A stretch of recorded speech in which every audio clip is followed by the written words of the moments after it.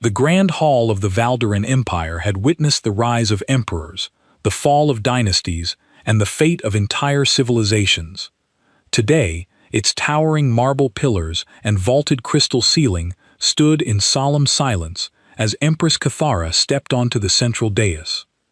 Before her stretched a chamber that felt less like a palace and more like a court of destiny. Thousands of eyes followed her every movement. From the galleries above, ambassadors, decorated generals, powerful nobles, and royal houses from across the empire watched in breathless anticipation. No one spoke.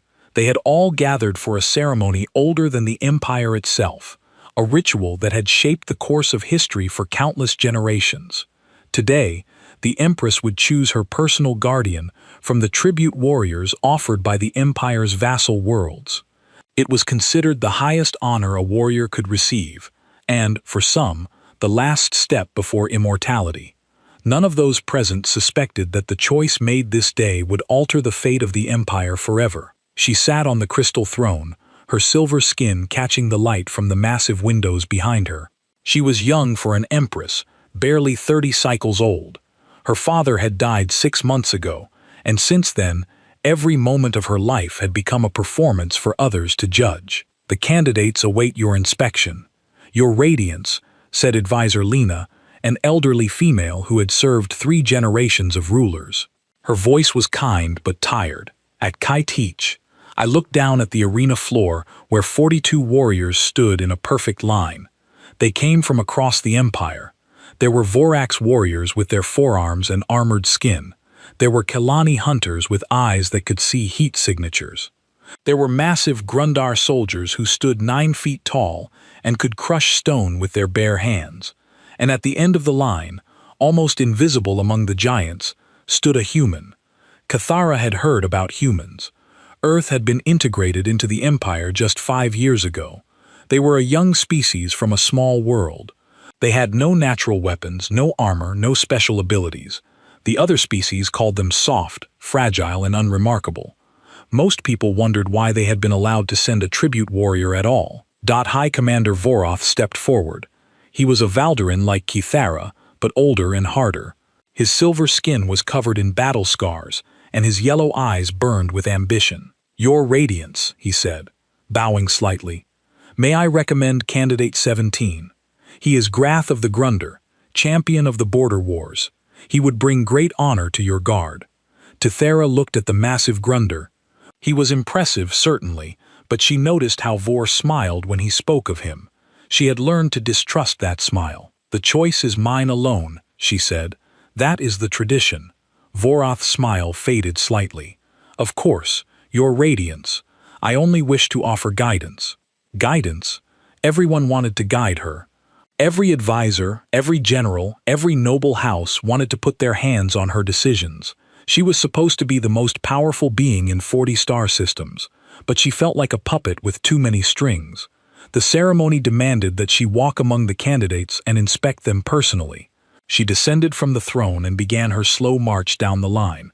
Each warrior knelt as she passed, offering weapons and pledges of loyalty. The Vorthax candidate spoke of glory and conquest. The Kiani hunter promised silent death to her enemies. The Grundar champion Grath simply growled and flexed his massive arms. When Cathara reached the end of the line, she finally looked at the human Dot. He was not impressive. He stood about 6 feet tall, with brown hair and plain features. He wore simple armor that seemed almost primitive compared to the others.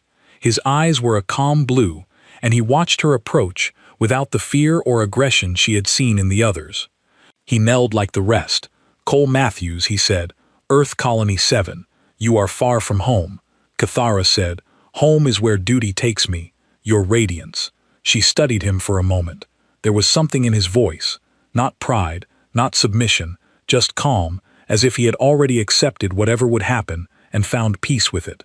"Dot." She turned and walked back toward her throne. The hall fell silent. This was the moment everyone had waited for. The Empress would point to her chosen guardian, and that warrior would serve her until death. Cathara looked at the line of candidates. She saw Vorath watching her with hungry eyes. She saw the noble houses whispering among themselves, placing bets and making deals. She saw her entire court, treating this sacred ceremony like a game of politics, thought something broke inside her, a small rebellion, quiet and personal. She closed her eyes. The hall gasped. This was not part of the tradition. The Empress was supposed to study the candidates carefully, to weigh their strengths, and choose the mightiest. Kithara raised her hand, eyes still closed, and pointed. "Him," she said. She opened her eyes. Her finger was aimed at the end of the line. At the human dot, the silence that followed was deafening. Then the whispers began, spreading through the hall like fire through dry grass. "The human? Is this a joke?" As she lost her mind, Vorath stepped forward, his face twisted with barely controlled anger. "Your radiance, surely you do not mean." "I have made my choice," Kithara said. Her voice was steady, even though her heart was racing. "The tradition demands that my choice be honored. Or do you wish to break with tradition, I commander?" Vor's jaw tightened. "No, your radiance. But the human is unsuitable. He cannot protect you as the others could." "Then I will die poorly protected," Kithara said, "but I will die having made my own choice." For once, she had not meant to say that last part. It slipped out before she could stop it. The hall fell silent again, and she saw something flicker in the eyes of several advisors. Concern, perhaps, or guilt. Cole Matthews walked forward and knelt before her throne. He did not seem surprised or overwhelmed. He simply accepted the moment as it came.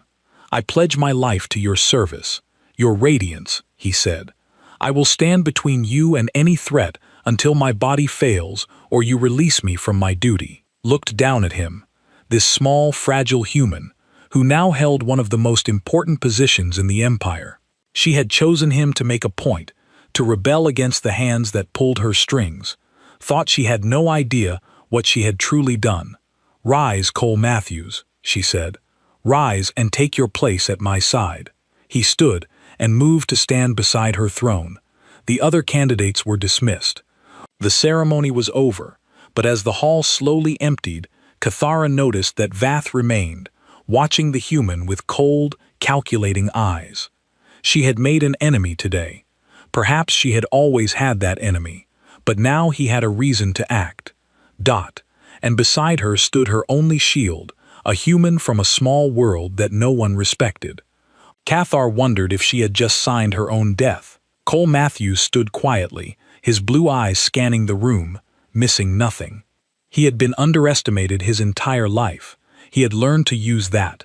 The Empress did not know it yet, but a random choice might have been the wisest decision she ever made.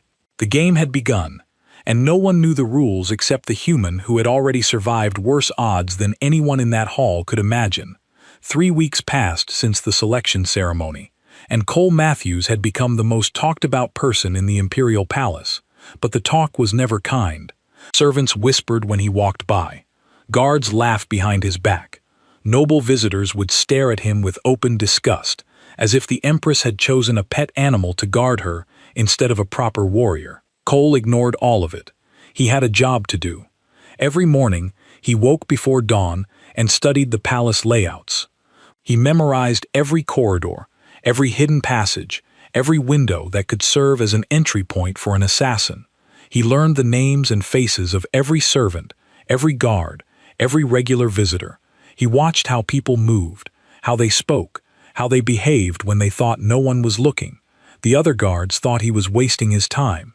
What good was studying hallways when you could barely lift the heavy swords that Valder warriors used? They did not understand. Humans had never won wars through strength. They won through preparation, through observation, through understanding their enemies better than those enemies understood themselves. On the 10th day, an accident happened. Cole was walking through the training grounds when a practice sword flew through the air and struck him in the back. He fell forward. Pain shooting through his spine dropped behind him. A group of Valderan warriors laughed. "Forgive me, human," said the largest one. "A soldier named Craird under High Commander Morith. My hand slipped." Cole stood slowly. His back screamed in pain, but he kept his face calm. He picked up the practice sword and held it out to Krath. "No harm done," he said. Krat did not take the sword. Instead, he smiled and stepped closer. "Perhaps we should test your skills, human. The Empress should know what kind of warrior guards her sleep." Other soldiers gathered around, forming a circle. There would be no escape, and calling for help would only make things worse. Cole understood what was happening. This was a message from VH, delivered through his loyal dog. "If you wish," Cole said. Krath laughed and drew a training sword. It was a heavy blade designed for Valderan's strength. In his hands, it looked like a normal weapon. In Cole's hands, it would be slow and awkward. Cole picked up a different sword, a lighter blade meant for speed rather than power. The watching soldiers laughed again. "Begin," someone shouted. Krath attacked immediately, swinging his heavy blade in a wide arc meant to crush Cole's guard and knock him to the ground. It was a killing blow disguised as a training strike. Cole was not there when the blade arrived. He had watched Krath for 15 days. He had seen him train, seen him fight, seen him celebrate victories at the drinking halls. Krath always attacked the same way, always led with his right side, always overcommitted to his first strike, because no one had ever survived it. Cole stepped left, letting the blade pass by his shoulder close enough to feel the wind. Then he moved. 3 quick strikes, one to the knee, one to the elbow, one to the throat. None of them were hard enough to cause real damage, but all of them hit nerve points that Cole had studied in human anatomy books and then adapted to Valdem biology. Kraft's leg buckled, his arm went numb, his throat seized, making him gasp for air. He fell to his knees, eyes wide with shock. Cole stepped back and lowered his sword. "I yield," he said calmly. "You have defeated me." The training ground was silent. Everyone had seen what happened. The human had won clearly and completely, but he was offering Krath a way to save face. Krath stared at him for a long moment. Then slowly he nodded.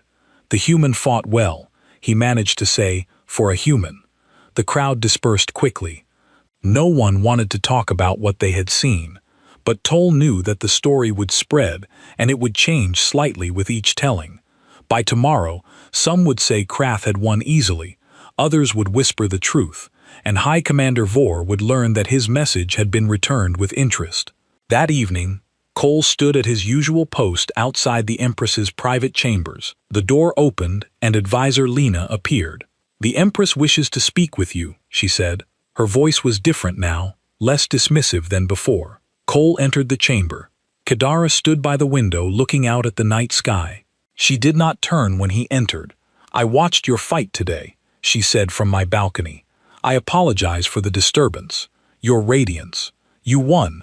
She turned to face him. "You won against a warrior twice your size, trained since childhood for combat." "How?" Cole considered his answer carefully. "I watched him. I learned how he moves, how he thinks. Strength means nothing if your enemy knows what you will do before you do it." Keith studied him with new interest. "And the ending? Why did you let him claim victory?" "Because a humiliated enemy becomes a desperate enemy. A forgiven enemy might become something else." "What might he become?" "That depends on him, but at least now he has a choice." Kithora was quiet for a moment. Then she almost smiled. "You are strange, Cole Matthews. Not what I expected." "What did you expect? Your radiance?" "I do not know. Perhaps nothing. You were a random choice. A small rebellion against my advisors. I did not think about what you might actually be." She walked to a table where a servant had left her evening meal. She reached for the wine glass, but Cole moved faster. His hand closed over hers, stopping her. "Forgive me," he said quietly, "but I would not drink that." Kether's eyes widened. "What?" Cole lifted the glass to his nose and inhaled slightly. "The smell is wrong. Valderam wine has a sweet note, but this has something else underneath, something bitter." He dipped his finger in the wine and touched it to his tongue. Just enough to taste. "Poison," he said, slow acting. "It would look like a natural illness." Keith stared at the glass in horror. "How did you know?" "I have been studying Valderan food and drink since I arrived. I know what they should smell and taste like." He set the glass down. "Someone in your household wants you dead, your radiance, and they are patient enough to wait for the right moment." Keith sank into a chair, her face pale. I knew there were those who opposed me, but this is the beginning, Cole said. There will be more attempts. Whoever did this will try again. What should I do? Cole knelt before her, meeting her eyes directly. Trust carefully. Watch everyone, and let me do my job. Looked at the human and knelt before her. Random choice. Small rebellion. She was beginning to realize that fate had given her something far more valuable than she had known. I chose you by chance, she said softly. Chance gave you the opportunity, Cole replied. What you do with it is up to you. For the first time since her father's death, Empress Cathara felt something she had almost forgotten. Hope. 2 months after the selection ceremony, the Empire began to crack. It started with whispers from the border systems. The Nefkai, a species conquered 3 generations ago, had begun refusing imperial orders. Tax collectors were turned away. Military outposts were surrounded by silent crowds who simply stared until the soldiers left. Then the whispers became screams. 3 systems declared open rebellion. Nefkai fighters attacked supply ships. Communication towers were destroyed. Imperial governors fled for their lives. The War Council met in the Great Chamber beneath the palace. High Commander Vorath stood before a massive holographic map, pointing at the spreading red zones that marked rebel territory. The response must be swift and total, he said. His voice echoed through the chamber. We burn their colonies, execute their leaders, and remind the galaxy what happens when species forget their place. The other generals nodded. This was the Valder way. Crush rebellion before it could spread. Make examples so terrible that no one would dare try again. Empress Cathara sat on her throne, listening. Cole stood behind her, silent as always. But she had learned to watch his face during these meetings. Small changes in his expression told her more than hours of council debate. Right now his jaw was tight. His eyes were troubled. Your Radiance, V said. Do I have your permission to mobilize the fleet? Keith did not answer immediately. Instead, she asked a question that surprised everyone. Why did they rebel? The chamber fell silent. Vorath frowned. Your Radiance. The Nefkai have been subjects for 3 generations. Why now? What changed? It does not matter why, Morith said. What matters is that they must be punished. I disagree. Keith leaned forward. If we do not understand why they rebel, we cannot prevent future rebellions. We will spend eternity crushing uprisings instead of building a stable empire. With respect, Your Radiance, this is not the time for philosophy. This is war. Then perhaps I need a different perspective. Keith turned to look at Cole. Guardian, you come from a young species. What would humans do in this situation? The general stared in disbelief. Asking a human for military advice was like asking a child how to run a bank. Cole stepped forward. He knew that speaking here was dangerous, but the Empress had asked, Your Radiance, I am no general, but I know something about rebellion. Speak freely. Cole looked at the map. Humans have a long history of uprisings. We have been on both sides, the rulers and the rebels, and we learned a hard truth. You cannot crush an idea with soldiers. You can kill fighters, but their children will remember. Their grandchildren will remember. The hate passes down through generations until one day, when you are weak, they rise again. Vorath laughed coldly. Then what do you suggest? Surrender? No. Understand. Cole pointed at the map. The Nefkai did not wake up one morning and choose death. Something pushed them to this. Find out what. Address it. Give them a reason to put down their weapons. And if they refuse, then you fight. But you fight knowing you tried everything else first. And when you win, you offer peace instead of punishment. Enemies who are forgiven can become allies. Enemies who are humiliated become eternal threats. The chamber erupted in argument. Generals shouted about tradition and strength. Advisors demanded that the human be removed from the council, but Cathara raised their hand and silence fell. I will consider all options, she said. This meeting is ended. That night, Cathara summoned Cole to her private study. Maps and reports covered every surface. She had not slept, and her silver skin looked pale with exhaustion. Tell me more, she said. Tell me about human rebellions. Cole spoke for hours.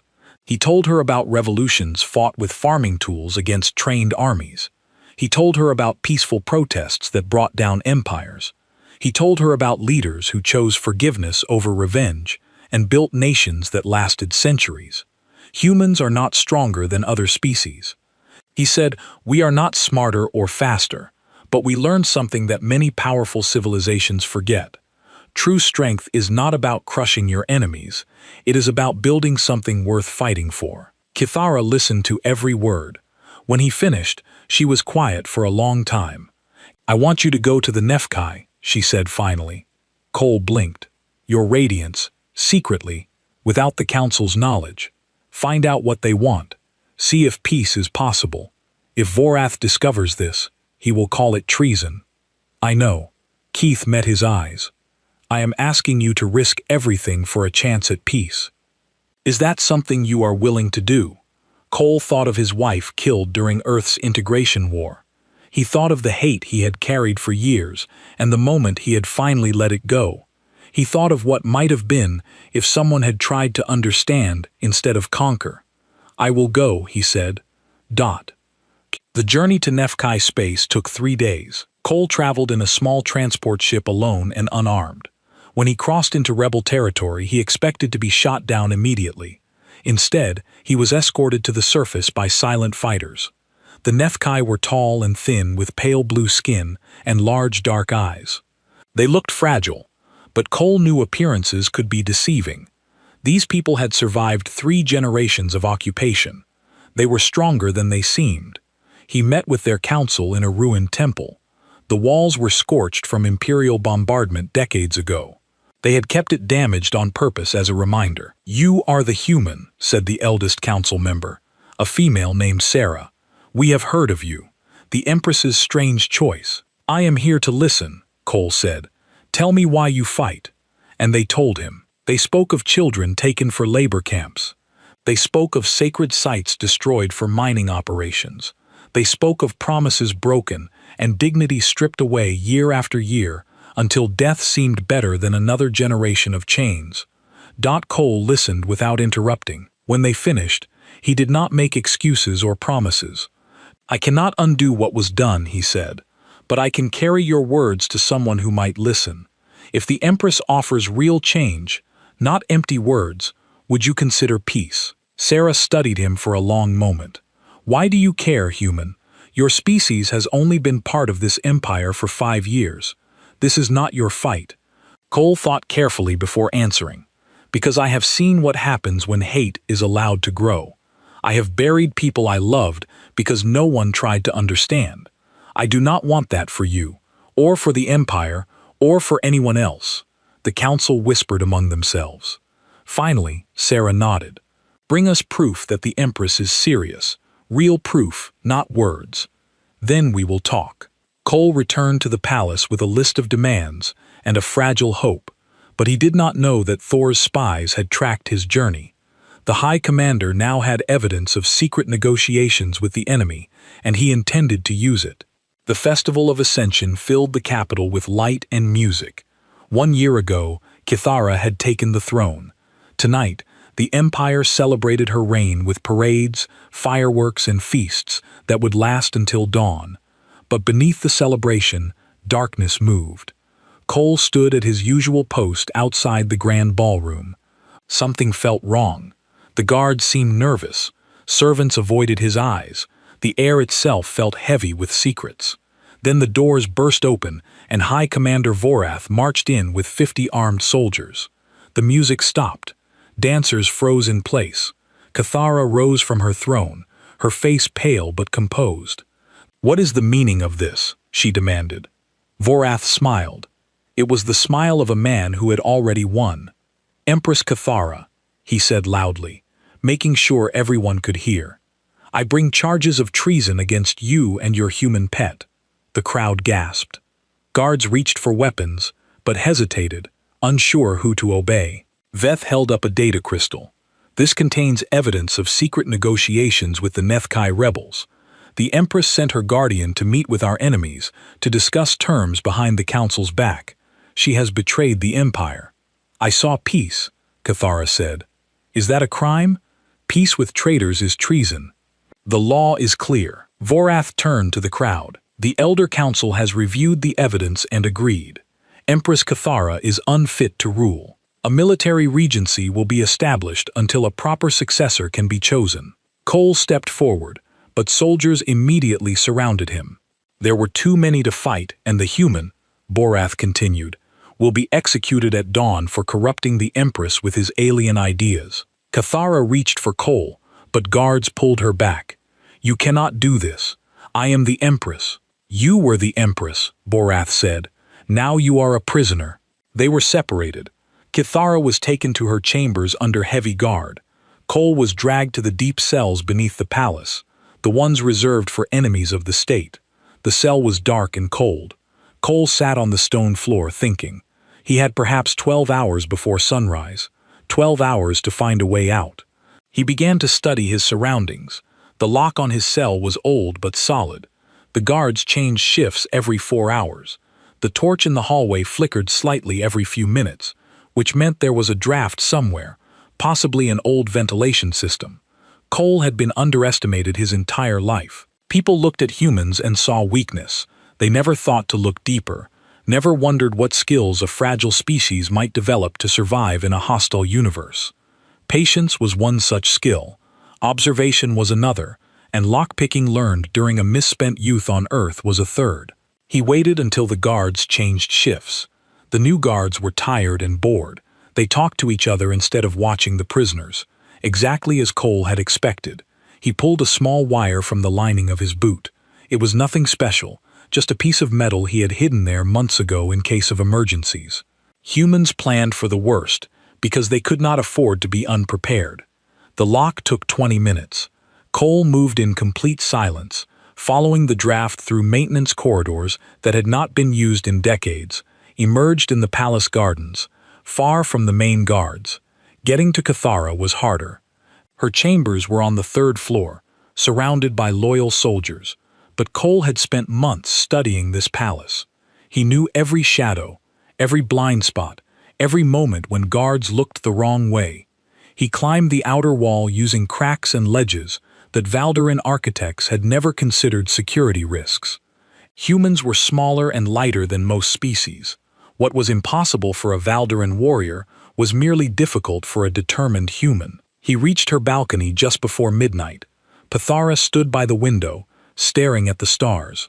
She spun around when Cole slipped through the curtains, her eyes wide. "How did you—" She started. "No time," Cole whispered. "We need to move to where? The entire palace is against us, not the entire empire." Cole pulled out a small communicator. "Before I left Nefkai space, I gave Sarah a way to contact me. The rebels are waiting. If you offer them real change, they will support you against Vorath." Cathara stared at him. "You planned for this." "I planned for something. Humans always plan for something." He held out his hand. "You have a choice. Your radiance. Flee to safety and live quietly somewhere far away. Or fight for your throne and everything you believe in. If I fight and lose, they will kill me. Yes. And you will die with me. Yes." Cathara looked at his hand. She thought of her father who had ruled through fear and died surrounded by enemies. She thought of Vorus, who would turn the empire into a military machine that crushed all resistance. She thought of the Nethkai in their ruined temple, waiting for proof that change was possible. She took Cole's hand. "Then we fight." They moved through the palace like ghosts. Cole led the way, finding paths that avoided patrols. Cathara followed, silent and focused. She had spent her life being protected. Now she was learning what it meant to be a warrior. At dawn, they reached the throne room. Varth was there preparing for the day's announcement. The Elder Council sat in their formal seats, some looking triumphant, others uncomfortable. The doors crashed open. Cathara walked in like a queen. Cole walked beside her, unarmed but unafraid. Behind them came a surprise that made Vro's face turn pale. Sarah of the Nethkai with 20 rebel fighters. "This is impossible," Morith snarled. "Guards, kill them all." But the guards did not move. They had seen the evidence that Cole had gathered over the past months. Evidence of VTH's corruption, his secret deals with criminal organizations, his plans to start wars for personal profit. Cole had given copies to every guard commander during his escape, letting them choose which side of history they wanted to be on. "I, Commander Varth," Cathara said, her voice echoing through the hall. "You are charged with conspiracy, corruption, and treason against the Empire. How do you plead?" Vor looked around desperately. His allies were abandoning him, stepping away as if he carried a disease. "This is a trick," he shouted. "Human lies." "The evidence speaks for itself," Cole said calmly. 12 years of secret accounts, bribes to judges, murderers disguised as accidents. You were preparing to rule this empire long before you accused the Empress of treason. The Elder Council reviewed the data in silence. Then one by one, they stood and turned their backs on Vorith. The fight went out of him like air from a broken balloon. He slumped to his knees, finally understanding that he had lost. Cathara nodded to her guards. "Take him away. He will receive a fair trial, more than he planned to give me." As VH was dragged from the hall, Sarah stepped forward. "You came to us with promises," she said to Cathara. "The human said you were different, that you would listen. Was he right?" Cathara looked at the rebel leader at the hope and suspicion fighting in her eyes. This moment would decide everything. "He was right," she said. "And I will prove it not with words but with actions. Starting today." Behind her, Cole Matthews allowed himself a small smile. The random choice had become something much more, and the real work was just beginning. 6 months after the failed coup, the Valderan Empire was no longer the same. The changes had started small. Nefki representatives joined the Imperial Council for the first time in history. Labor camps were closed, their prisoners freed and compensated. Sacred sites that had been destroyed were being rebuilt with Imperial funds, and Valderan engineers working alongside Nefki builders. But the small changes had grown into something larger, much larger. Other subjugated species watched the Nefki transformation with amazement. For generations, they had believed that the Empire would never change, that resistance was pointless, that their children and grandchildren would live and die under Valderan rule forever. Now they saw something different. They saw an empress who listened. They saw a human who had proven that strength was not the only power worth having. And they began to hope. Delegations arrived from a dozen systems. They came not to demand or threaten, but to ask. Could they have representatives too? Could their sacred traditions be respected? Could their children have futures beyond service and labor? Kadara met with each delegation personally. Cole stood beside her, translating not just words but meanings. He had learned that different species express themselves in different ways, and what sounded like a demand from one culture might be a humble request from another. The old counselors grumbled about the changes. They warned that showing weakness would invite attack, that the Empire's enemies were watching for any sign of softness. But the attacks never came. Instead, trade increased, border tensions decreased. Species that had spent generations plotting rebellion began sending their brightest young people to the Imperial Academy, not as hostages, but as students. Thought the Nefki rebellion officially ended on a bright morning in spring. Sarah came to the palace not as an enemy or a subject, but as an ally. She and Cathara signed a treaty that transformed the Nefki from a conquered species into the first official partner of the new Valderan Commonwealth. Other treaties followed. The Empire was becoming something new, something that had no name yet. Not quite an empire, not quite a federation, something in between, something that was still finding its shape. On the day of the first Commonwealth Assembly, representatives from 32 species gathered in the Great Hall. They came from worlds of ice and worlds of fire, from ancient civilizations and young colonies. They were different in every way that mattered except one. They were choosing to work together. Cathar stood before them, no longer just an empress, but something more, a symbol of what was possible when power was shared instead of hoarded. "This assembly represents a new beginning," she said. Her voice carried to every corner of the hall. For too long, strength was measured by the ability to destroy. Today, we begin measuring strength by the ability to build. We will not agree on everything. We will argue and struggle and sometimes fail, but we will do it together, as partners, as equals, as members of something greater than any single world or species. The hall erupted in applause. Some cheered loudly, some clapped politely, some simply nodded in their species' traditional sign of approval, but all of them believed, at least for this moment, that the future might be better than the past. After the ceremony, Kadara found Cole standing on a balcony overlooking the city. The streets below were filled with celebrating crowds of mixed species, something that would have been impossible a year ago. "You should be inside," she said, accepting congratulations. "I am not comfortable with attention," Cole said. "Humans rarely are." Kadara smiled and joined him at the railing. "The council has made a decision.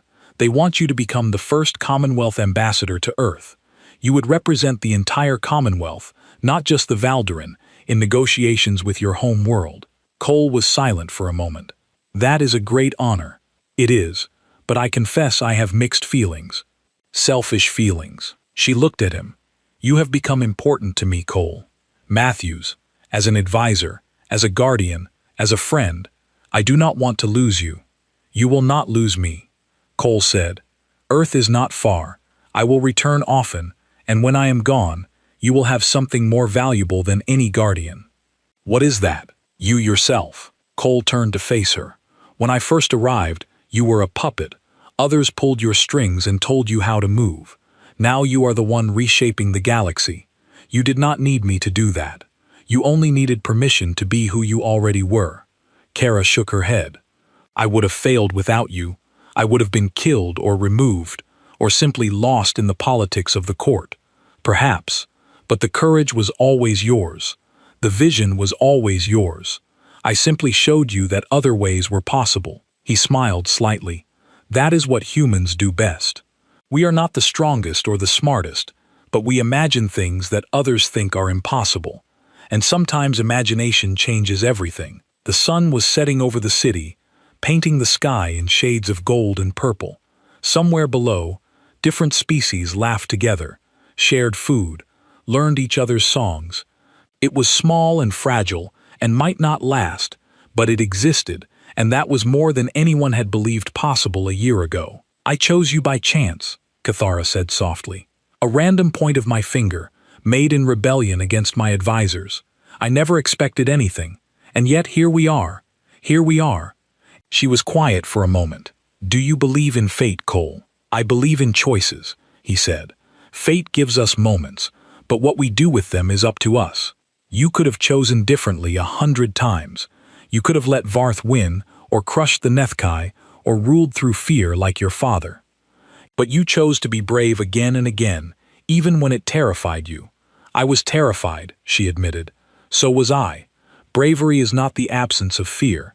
It is the decision to act anyway." They stood together in comfortable silence, watching the last light fade from the sky. Tomorrow, Cole would begin preparing for his journey to Earth. Tomorrow, Kadara would face new challenges and new enemies who wanted the old ways to return. Tomorrow, the fragile peace they had built would face its first real tests. But tonight, they could simply exist in the moment, an empress who had learned to lead, and a human who had shown her the way. Somewhere in the galaxy, other empires watched the Valderan Commonwealth with fear and confusion. They did not understand how an empire could grow stronger by giving up power. They did not understand how a random human could change the course of history, but understanding would come eventually. The old ways were dying. The new ways were being born, and at the center of it all was a simple truth that humans had discovered long ago. The strongest force in the universe was not weapons or armies or fear. It was hope. Cole Matthews looked out at the stars. Somewhere among them was Earth, the small world that no one had respected, the weak species that everyone had underestimated. He smiled. "Let them underestimate," he thought. "Let them believe we are nothing. We will show them what nothing can become." And in the great hall below, representatives of 32 species raised their glasses to a new era. The human era had begun.